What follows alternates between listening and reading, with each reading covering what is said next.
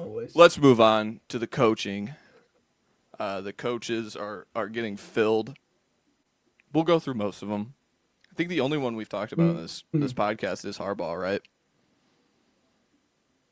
Harbaugh, in terms of you guys, I talked about like the other guys, but we can talk about all of them through.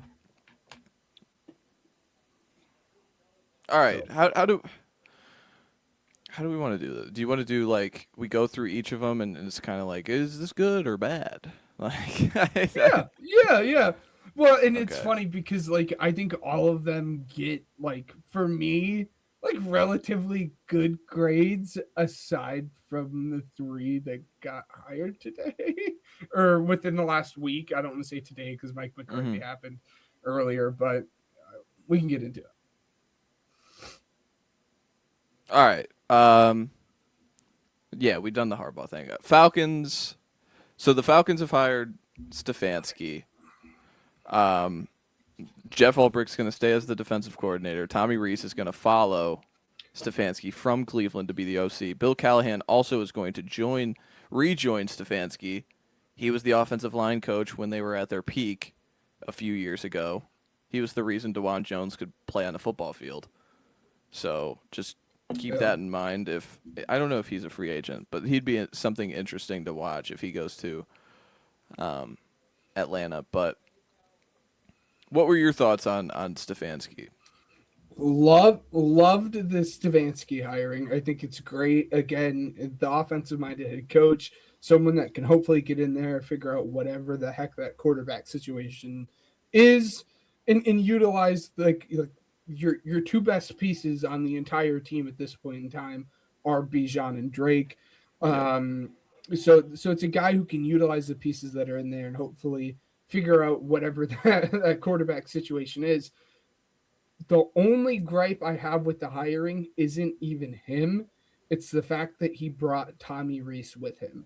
And I Hmm. understand that like he will probably be the play caller and all of this and whatnot, but we've seen it. We've seen him in the past relinquish his play calling duties before.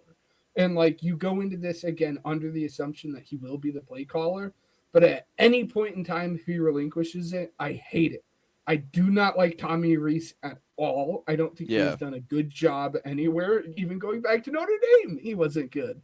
Um, so I just wasn't. I wasn't a fan of bringing him with you. It got stale near the end there with the Browns. You need to bring someone else in to breathe in new ideas, i.e., the Eagles situation, even. Um, but him as a coach, I love it. Just don't like Tommy Rees. Yeah, I can see that. I get that. Because yeah, Tommy Rees as a play caller is pretty uninspiring, but I always think about it as again, it's just a guy bringing in his guys on the offensive side of the ball. Like I don't think too hard about it. I think it's who are the guys you are comfortable game planning with because again, he's going to call plays and then countering to your point of like he had to relinquish play calling. I think that's a Cleveland decision. I think that's Cleveland saying like we're losing games. We need to make something happen. Like something needs to change, and they just like walk in the room, and it's like, all right, what's the easiest thing you can change? Let's have a different guy call plays. Like it's that simple. When things Yeah. aren't going well, guys are just cycled in to call plays. So I think it's more so that, and I think the Falcons are more forward thinking. At least I hope they would be more forward thinking in making that decision. They still don't have a GM, which is like No. fascinating. Like that we're deep into this, and they still don't have a GM. I know Ian Cunningham from the Bears is the big name to think about because you think about the Ryan Poles relationship with Matt Ryan. They both played with each other at BC, Mm-hmm. and Cunningham's kind of been the right hand guy of Ryan Poles. Again, interested to see how that shakes out, just because. Again, we're deep into the Senior Bowl and Shrine Bowl stuff, and that's when you want to have a GM kind of just building relationships with these guys. But overall, I'm with you, man. I think Stefanski is still a really good coach. I thought Yeah. he had to be the fall guy for Cleveland. I thought they should make a full fledged. If you're gonna fire Stefanski, fire Andrew Barry. Make a full house cleaning. Make it as appealing of a job as you possibly can with what you are working with, Instead, they don't. They keep their GM, make the hire they did today. Stefanski's the fall guy. He bounces back on his feet pretty quickly because the Falcons are willing to do it. So, also, Matt Ryan, president of football. Again, he should make cards. He should walk around and every person in his vicinity should get a card. Matt Ryan, president of football. But Ben's having technical issues, so we move on. I think the next one to talk about, if we're going chronologically, the Dolphins, I believe, was the next one. The Dolphins hired Jeff Hafley of the Packers. They also hired John Eric Sullivan from the Packers as their GM. Bobby Sloak is going to stay on, and he's going to operate the offense as the OC. I believe he was the passing game coordinator this past season. PFF Bobby, as they call him. But I'm going to go first on this one because I have to say this is my favorite hire. And I think a lot of people are going to be, whoa, that's crazy. But thinking about head coaching hires in a vacuum, we know nothing. It's like prospects. We know nothing. So all I can base it on is how are you operating and changing your process? Nobody has drafted less players in the 2020s than the Miami Dolphins. And it's by like multiple picks. It's not just like one or two. Mm-hmm. And what do the Packers organization do so well? They draft in quantity, and they draft and they develop players. They develop those guys. If that's what they're selling me, if that's what the Dolphins are selling me, bringing in guys from the Packers organization. I know Hafley has a losing record at Boston College. He was only there for 2 years. The defense wasn't good until Micah was there. All understandable. I get that. But you're coming in to set a base floor for the Dolphins. A team that has not won a playoff game since Dan Marino retired. Let that sink in. The bar is really low for the Dolphins, everybody. It's not Super Bowls. It's just being competent. Be competent in a division that is grasping at straws for competency.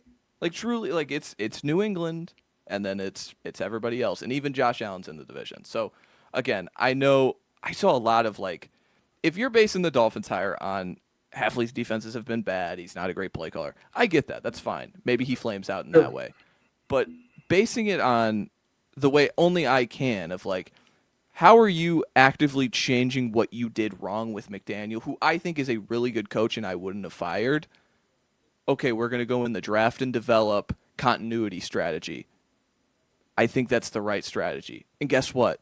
I would have said the same thing about the Jets a year ago.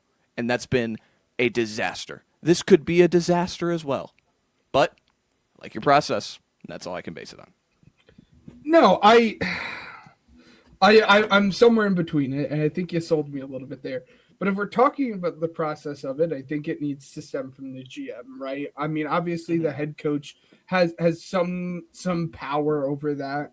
But a lot of that process, especially when it comes to scouting and everything, obviously stems from the GM and even ownership, which, you know, we don't have to get into the ownership aspect of the Dolphins there with Stephen Ross, but I do have my concerns, especially because of like, yeah, he may raise your floor a little bit, but then in, 4 years or whatnot, he raised your floor, but this guy isn't able to get it done. Then what do you do, right? Then you're going through this whole process over again, maybe with a better roster at this point that might be appealing for another like top high-end coach. Sure, but at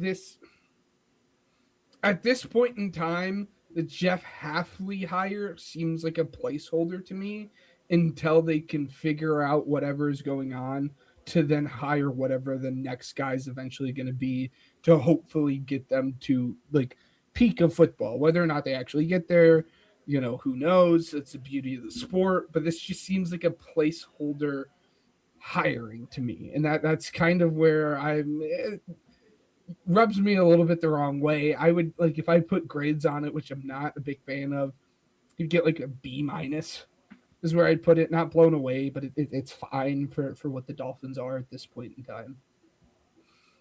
Yeah, the other thing that was funny is they were blown away by his interview.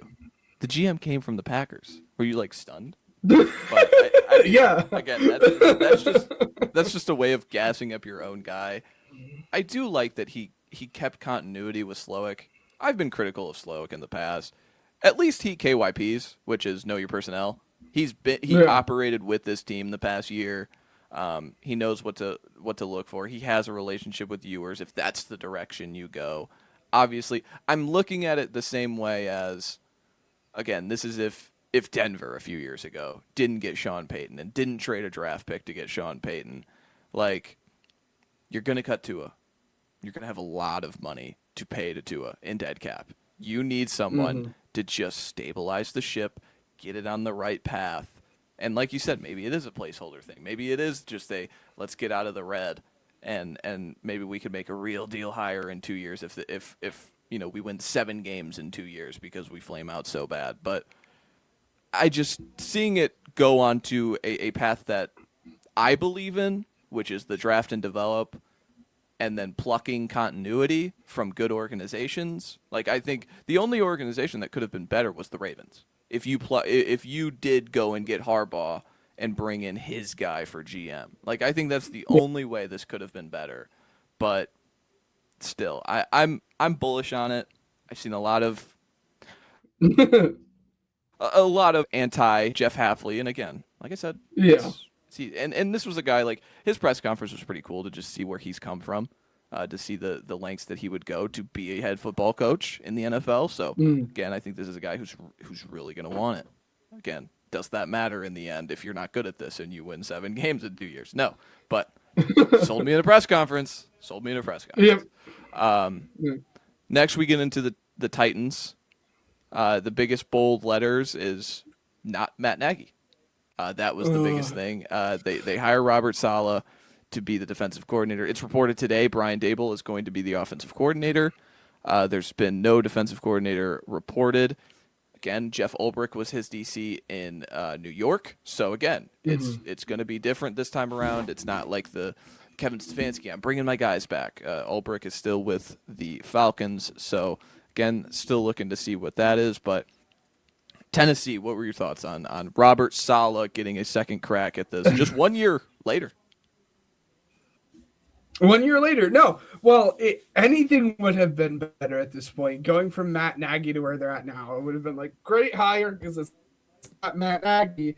But then you like actually swing into it. Like Robert Saleh is I don't want to say he's a good head coach because of his history, but I really like what he brings to the table, especially on the defensive side of the football there, right? Like, so many people wrote off the Niners throughout the end of the season because of the injuries that they had. But man, this guy knows how to motivate his players, whether it's offensively or defensively. Again, we will see because, the Jets can just, wreak havoc on someone's mental. But like this guy is just a motivator, and he's obviously very good, defensively scheming and everything. I think the best case scenario is this guy turns into Mike Mack, right? And it's worked out very well, obviously, for the Seahawks because they're now playing. Okay, well, I'm interested, but like it's a guy that can be very, very good on defense and can motivate the guys. I absolutely love it. Again, anything would have been better than Nagy, but then you put the cherry on top with it being him. I tend to be in the camp of just like throw everything out that was Jets related because the Jets are so bad. And everyone wants to be like, well, he had Sam Darnold there. Like, stop it. What do we do? Like, let's not do that, please. Well, he walked in the door and they had the second overall pick. Like, it was never going to be Sam Darnold's show. Exactly. And that's what like really makes me mad about that whole talking point. But I absolutely love it. And again, I think this has the potential to be a Mike Mack level hiring there. But I'd love to hear the guy that comes to mind for you. This is them admitting they messed up on Vrabel. That's exactly what it is. What you just mentioned about like the defensive side of the ball, getting the max out of those guys, being a motivator, being disciplined, like. Those are this is them admitting we were wrong. Again, and that's fine to do. I get why they did. They made the decision that they did. They said, all right, we're tired of bickering and arguing. We're the final straw. And if we fire Vrabel, we'll finally have this opportunity to go get our Matt LaFleur, because we let him walk out of the building. Oh no, like this awesome play caller who turns into a good coach. Like, man, we missed out. So we're gonna go get Brian Callahan, and it's just a mess. It's a crash and burn mess. And so, well, let's go back to what we did right, and that was finding and evaluating a defensive coordinator who gets the most out of his defenses and gets the most out of his players. And I think that's what Saleh and Saleh probably walked in the door. I bet what got them over the edge was Saleh was like, I could get Dable here. I know who I could get as the offensive guy. And they were like, all right, sold. Because they were very quickly to make that decision on Saleh. It was pretty like Matt Nagy, and then it was last minute, blown away by Saleh. We're hiring Saleh. But I don't know if that's just an agent talking. I don't know if it was really trending in Saleh's way, but it was kind of a Matt Nagy, like, again, the soft firing that everyone's mentioning, which is true. Like they did soft fire him. But no, I'm interested to see what the Titans look like. I'm interested to see what Cam Ward looks like in a Brian Dable offense. Again, he gets his guy a year later. Like, Brian Dable's been killing to get one of these quarterbacks, and like Dart worked for a little bit there, but I don't think he's going to use him the same way he used Josh Allen or Dart, in a way where he's running the ball 10, 15 times. But I hope not. Let's move on. Let's go Baltimore. Jesse Minter, Chargers defensive coordinator. There's been no OC or DC reported. Dwayne Ledford looks to be the run game coordinator who comes over from Atlanta, which Dwayne Ledford is a sought-after, person in the offensive line community. I saw a lot of, what was it? Who's the Shrine Bowl guy? Who does the offensive line stuff? Oh, Duke Manyweather. Duke Manyweather was very appreciative of Dwayne Ledford and said he's really good. So again, he knows way more about offensive line than me, so I take his suggestions very importantly. So to get him, but this is about Jesse Minter. This is where the Mike McDonald thing comes in, right? This is where it's like, oh man, we let Mike McDonald walk out of the door. Like, oh man, let's get someone from the Harbaugh tree. Let's reset the Harbaugh tree. Top-down defense, gets the most out of their good scheme, kind of keep to himself quiet, but we know the personality inside the locker room because he's been here before. Again, don't love it. I know a lot of people really think it's, and I think Minter could be a great coach.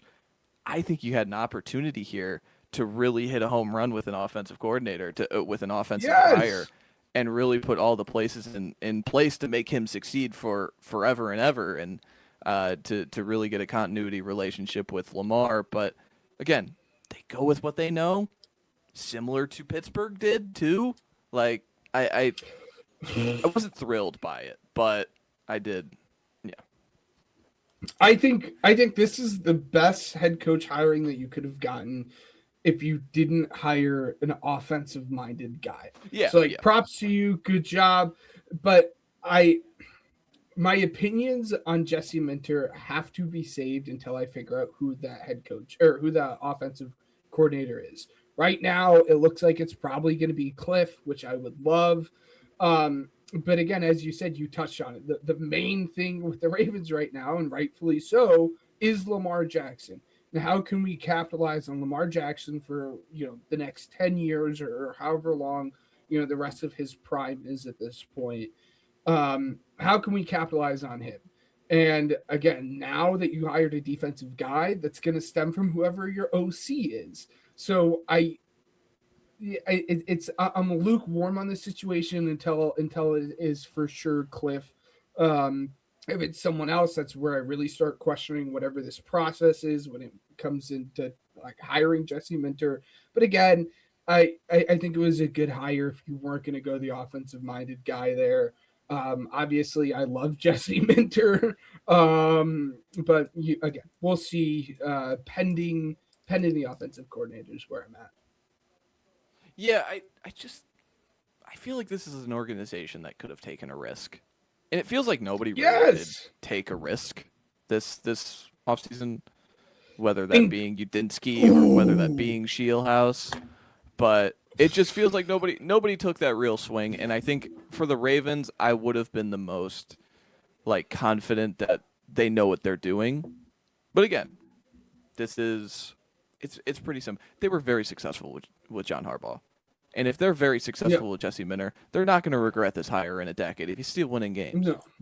I just think there was an opportunity to really like Lamar Jackson could get an offensive coach for the back half of his career and kind of this could kind of salvage what he does well in it because he plays from the pocket really, really well, but all we think about him is the highlight scramble plays. Could be a turning of the leaf where he gets into a new system and the guy's kind of like, hey, we're not going to lean on you in the run game as much anymore. Like, we're going to salvage your career so you can play late into your 30s. Unlike, Mike Vick couldn't do that. Cam couldn't do that. So I thought it'd be interesting. And with a guy like Cliff, I think there is that opportunity where Lamar is still carrying the ball 100 times plus a year. And he's just an injury-riddled player at this point in time. Yeah. Every year, like, just beef up, man. That's okay. We don't need the losing weight, like Lamar's losing weight so he can get faster again. Like, I don't want to see those anymore. Beef up. Just, you're a really good passer and you could still have your legs. You just won't be the most dynamic that you possibly could be. But Hurts beefed up. He was fine. Hurts beefed up and he ended up being just fine. No, that's the thing that shocked me throughout. And again, this is kind of a macro look zooming out. That shocked me about this coaching cycle, and you touched on it, is the fact that no one took that risk, right? Because there was a guy out there for everyone to take a risk on, given it seems like the Browns were the only organization that ended up doing it. He pulled his name out, Nate Shieldhouse.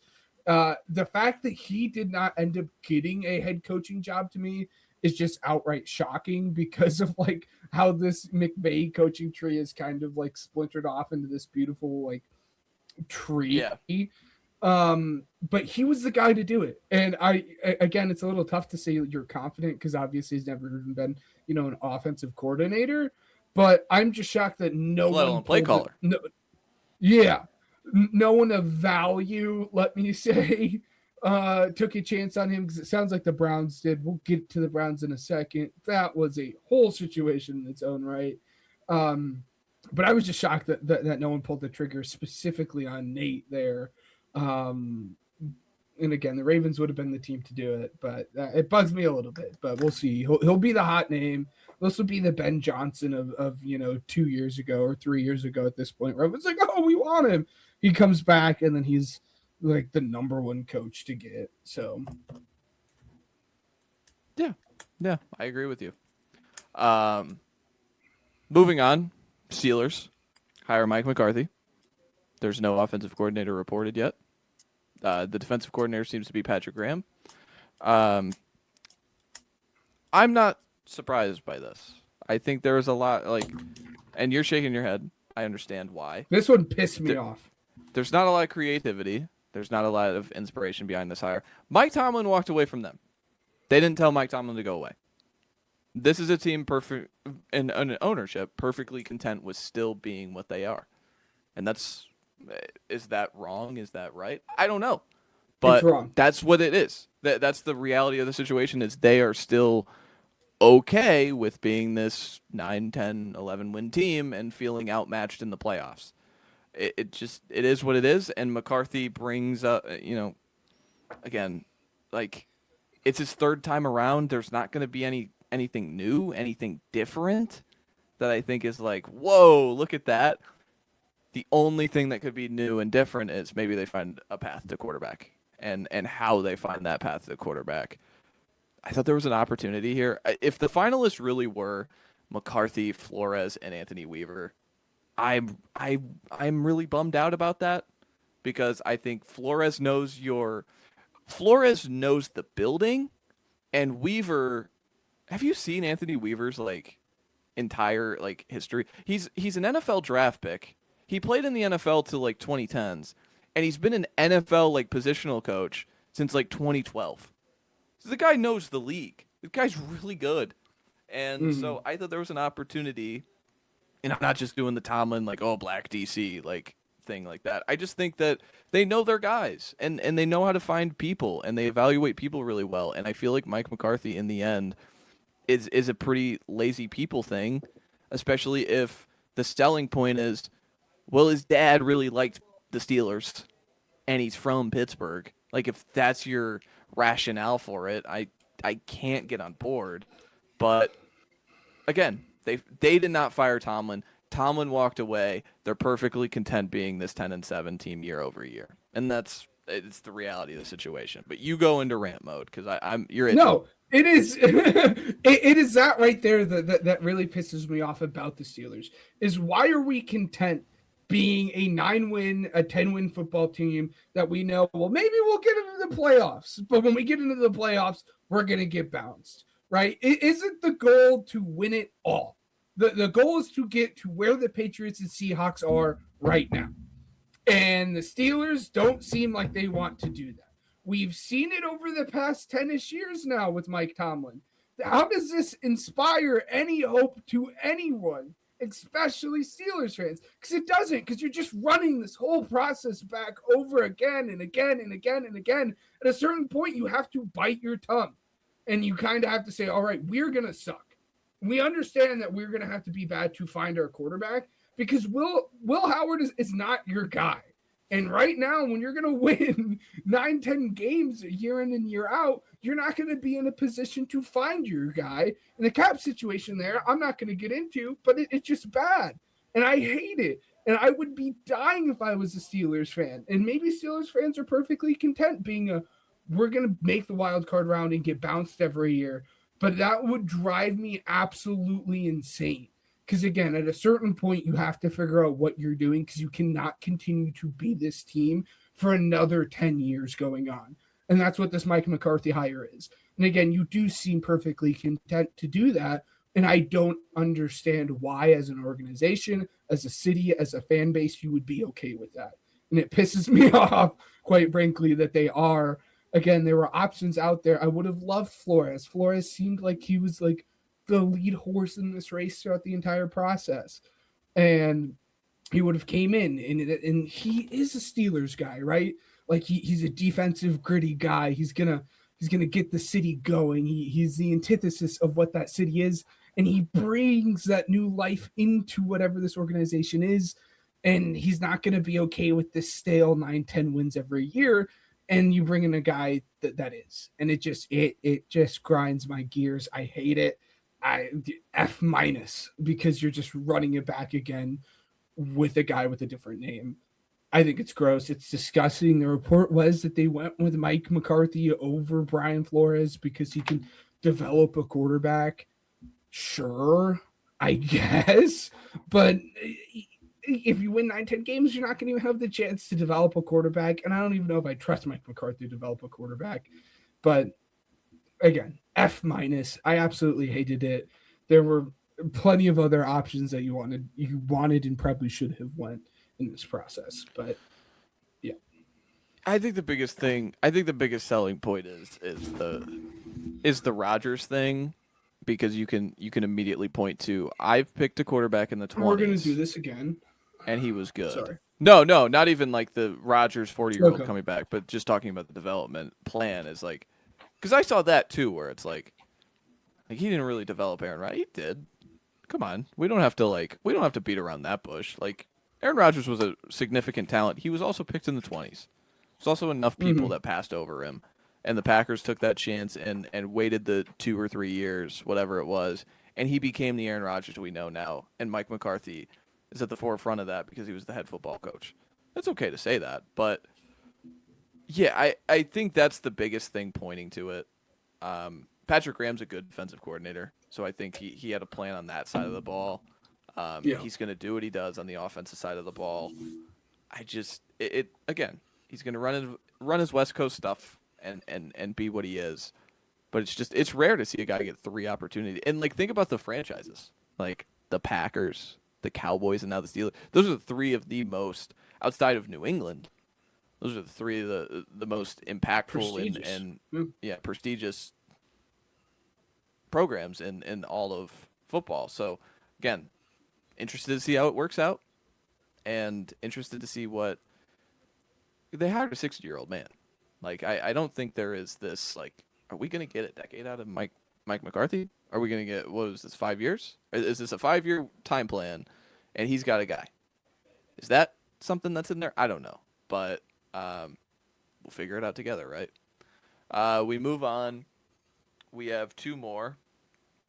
Joe Brady gets upgraded from offensive coordinator to head football coach for the Buffalo Bills. This tells me Josh Allen likes his guy. He likes Joe Brady.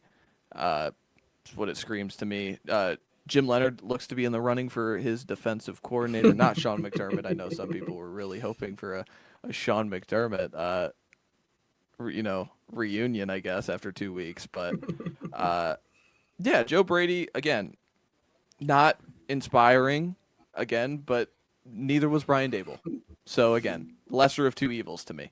I would rather have the Joe Brady offense of what I've saw and seen for the last 3 years than the Brian Dable offense of a few years ago with Josh Allen. That's my personal preference. So again, lesser of two evils.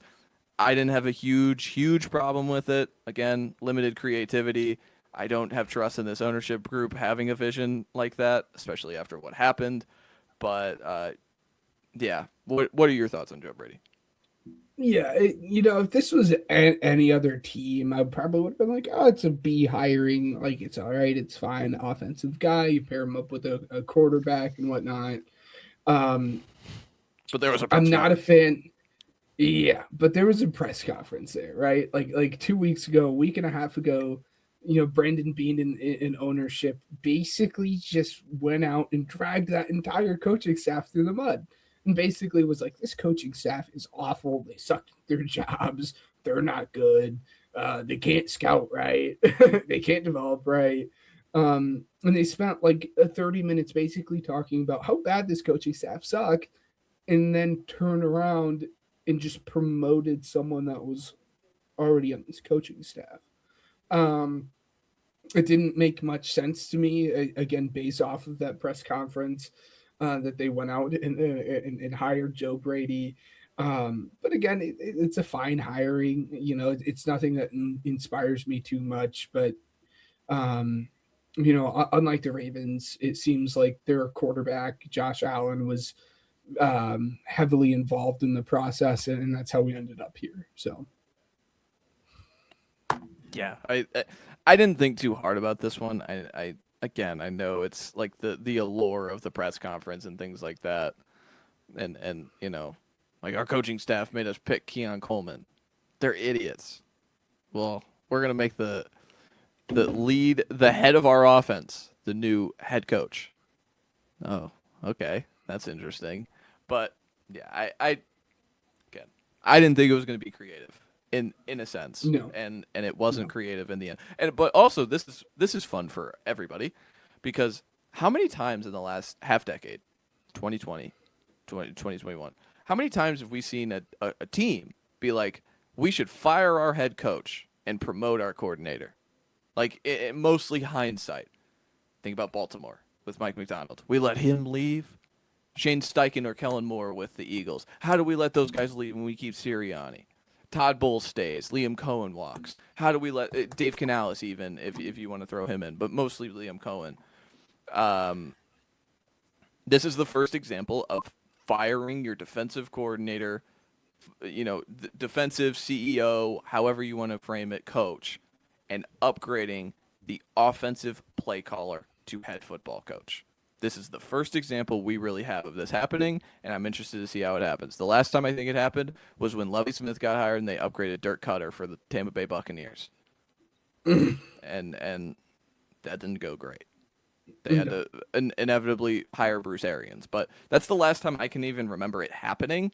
So interested to see how it works out, because I feel like it happens all the time. We have so many of these where it's like, I would have fired my head coach to just keep my guy because I think he's that good.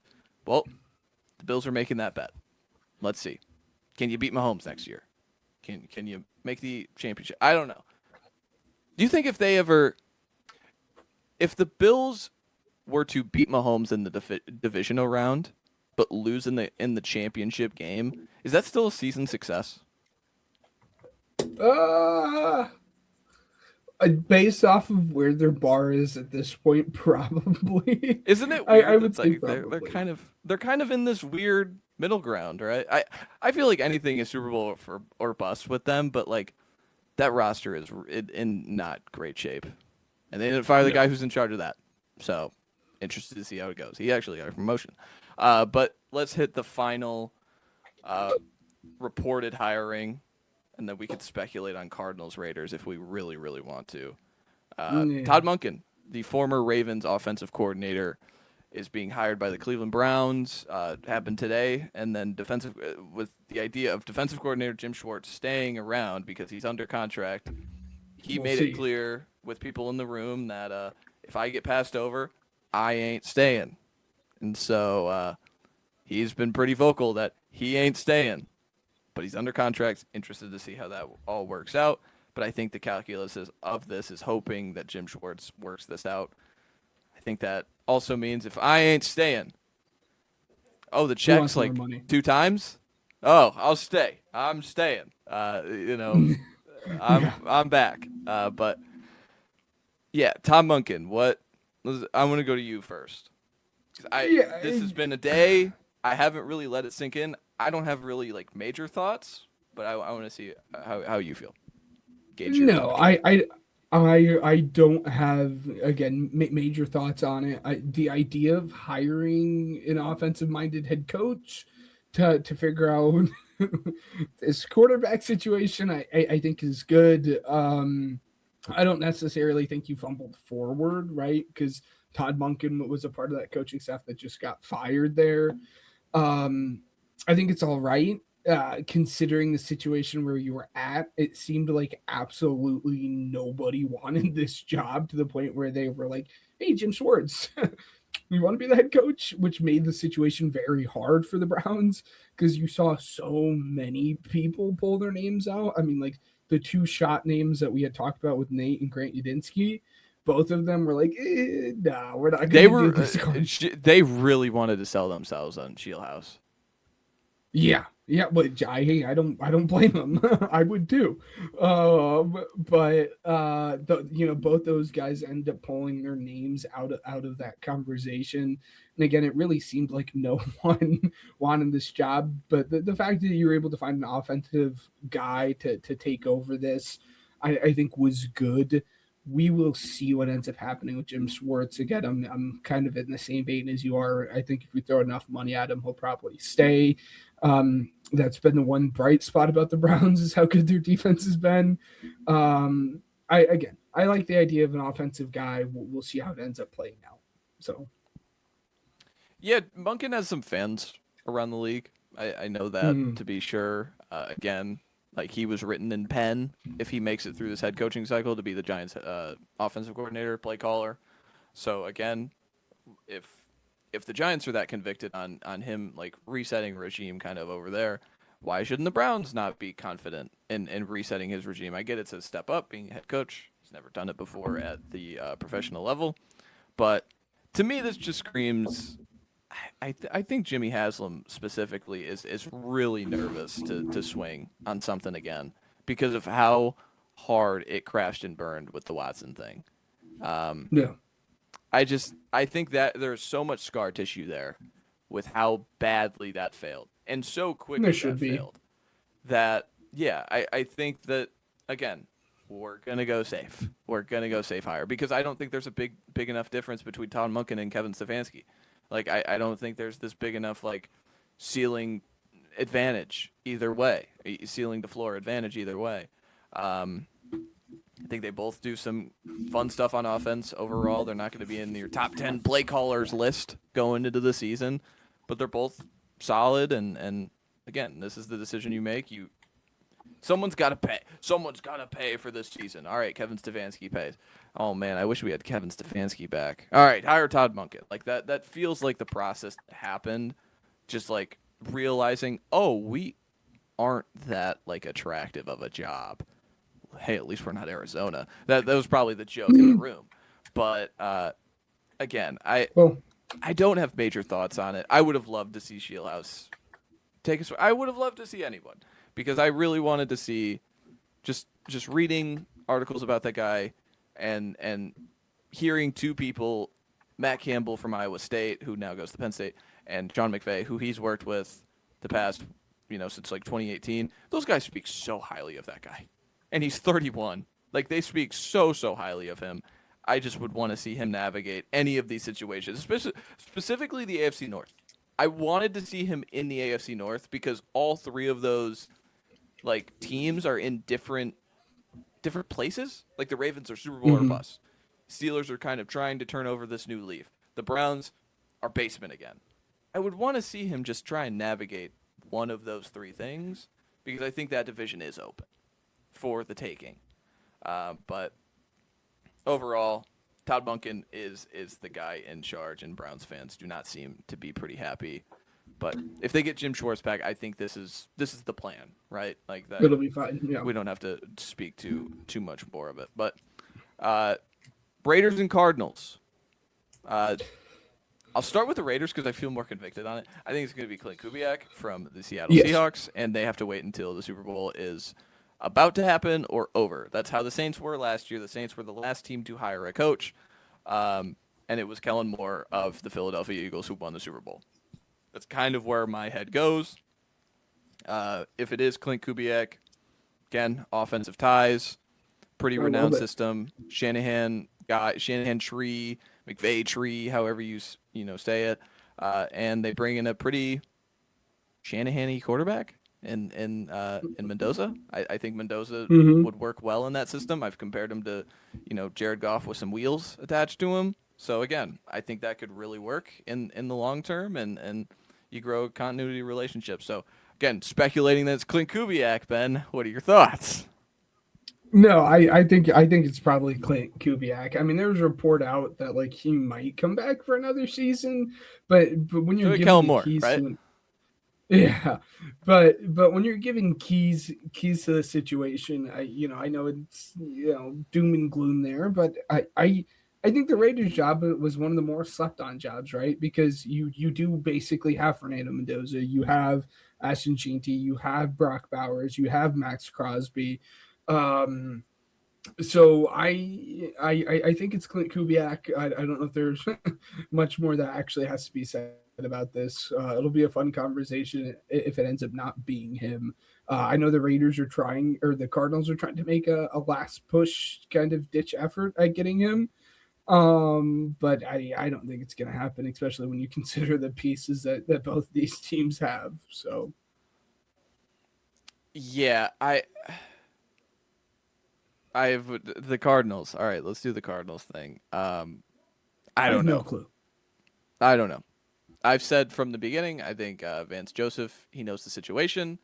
And the other part of it is he has given Shanahan and McVay hell in the past because of his wonky style of defense.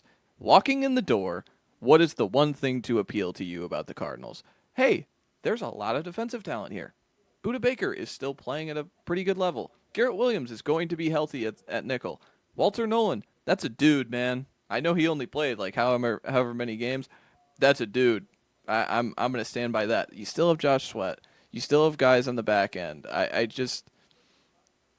think that's the one place I would go, and it seems they're going to go with Mike LaFleur, who is the offensive coordinator for the Rams. You're plucking from that tree. Again, you're in that division. You're kind of just trying to play catch-up in a sense, and you're taking – there's the risk. There's the gamble we keep talking about with Arizona. But this is the one team that I don't want to see a risk because, again, much like the Dolphins – I don't want to see a risk with either of these teams because I'm calculating in my head the dead money that they are going to take to just get rid of these quarterbacks is going to be enough that just really, really concerns you.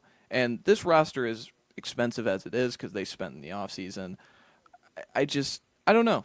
I don't know if I can sell myself on a Shanahan guy here, even if I've been, I'm talking both sides of my mouth. Like, Matt, you want someone to take a risk, but it's not this team. Like, it's not this team, no. It is what it is. I think that's where it is with me. What's your path to a quarterback? Again, if he's a great play caller and you get the quarterback, obviously, great hire. But where's the quarterback? Is it just falling from the ceiling? You have the number 3 overall pick, and they have no avenue at a quarterback. Interesting. Yeah, yeah. I have no clue where to begin with this team. I think I said it from the get go that this was the worst job opening, and it seems to Yes. be the case Oh, here. Yeah. So you don't I have a just Pro I Bowl don't at know. quarterback like Cleveland. Yeah, exactly. Um, I don't know. I'll react whenever the hiring is made, but I'm not super plugged in on what's going on with the Chargers at this point in time. Sue me. So All right. That is yeah. all for the head coaching cycle. Again, once the Raiders make a decision, Cardinals make a decision, we can have more nuanced discussion if we want to. But again, if they go the way that they're going, I don't think we'll need a much maligned discussion. But I do want to pick your brain about two coordinators, maybe three, depending. What are the Eagles doing? Where's your head at with the Eagles? Where are we going? See, the thing is Are you I just was anxious really because you hoping. don't have a guy yet? No, I'm not anxious at all. I Okay. honestly I'm at a point where like just get it done and over with. Just hire Matt Nagy, Yeah. bite the bullet. No, I don't want it to be him, but at this Yeah. point, that's who it is. Every guy that you would have wanted either dropped out or has gone somewhere else. Like I mean, my opinions, it's the exact opposite of yours on Bobby Slow. Like, I love the guy. I think he's fantastic. I think he wasn't set up for success, especially down the stretch, with his time in Houston. I would have loved Slowick. Obviously, that is not an option anymore. Nate was the guy I was really pounding the drum for, but it seems like he's staying with with the Rams now at this point. You could have went your more kind of veteran guys in terms of Todd Monken. He's a head coach now. Um, so I don't know. The report now is that like if they're not able to get their guy, that it'll just be Nick Sirianni, um, which sucks. I hate that. Not a fan of that at all. But to be frank, on one hand, I'm sitting here scratching my head why it's taking this long when you have the talent that you do, and like this should be a super appealing job. But then on the other hand, you look at it like you're going to be the fall guy if this doesn't work out. Fans have made it very well known, like they egged Kevin Patullo's house. So like on the other on the flip side of the coin, there makes sense as to why it's taken so long. Um, Pessimistic Eagles fan that you guys are used to. Just get through the next year.